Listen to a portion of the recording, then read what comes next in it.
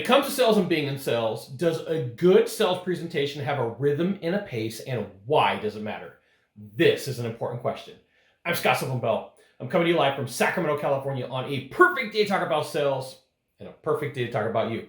So here's the thing. I was able to go to a copywriting course probably about 9 years ago, and I saw this guy named Bond Halbert. And Bond, his father was a really well-known copywriter, really well-known marketer, and he said, hey guys, I want to share a tip with you. When you read your copy out loud, your advertisement, it should have a pace.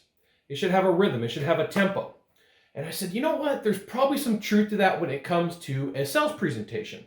So as I would ride with top closers, performers, people who were good at what they did, I noticed that this tip, this strategy, this tactic, so to speak, was something that translated to top salespeople have this trait that when they talk, when they have conversations, and they're dealing with a buyer, there's a rhythm to it.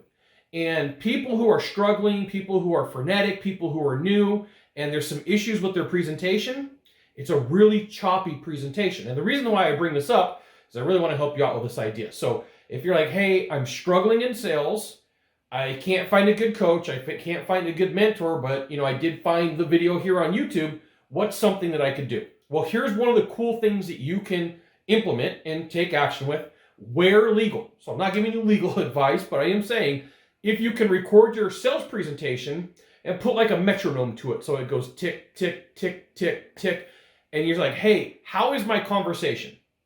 Does my conversation feel like it flows? Does it feel like I'm interacting well with the buyer? Or is it really choppy? And I'll let you know that like when you're struggling in sales, it's normal to have a really choppy conversation. When you feel confident, when you feel like things are going right, it feels like it's just like right on par. Tick, tick, tick, tick, tick. If you're dealing with a difficult buyer and you're trying to get traction and you're trying to get momentum, it'll go tick, tick, tick, tick, boom, boom, boom, boom, boom, boom. It's like a bunch of shoes in a washing machine, right? Or in a dryer. And it's one of those things that as you're building momentum, you'll notice like, hey, like all of a sudden, I hit comfort zone in my presentation. Why is that? Where did that come from? Well, part of it is because you're flowing well. Your conversation is tick, tick, tick, tick. The buyer's conversation is tick, tick, tick. And that normally happens at a point of rapport in the sales presentation. There's a crossover between what you did and what the buyer has done to interact. And so there are points where rapport becomes huge. There's also points where rapport is the go-to move for most struggling salespeople, and it causes a lot of problems. So if you are struggling, here's what my recommendation is. Pay attention to what you're doing to build rapport. And once you hit tick, tick, tick, tick, now it's time to move the conversation on.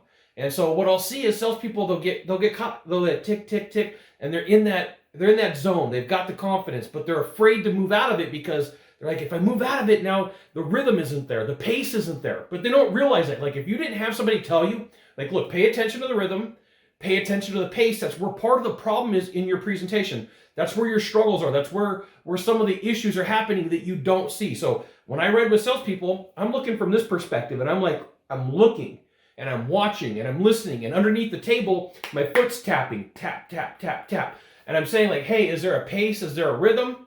And sometimes when it comes to conversation, like I mentioned, it does take some time for you to get some traction. It does take some effort, but the worst thing you could do is give up. The worst thing you could do is be like, you know what I'm going to do? I'm going to price match, I'm going to discount, I'm just going to take the sale and I'm going to run, okay? Because that's very addictive for salespeople.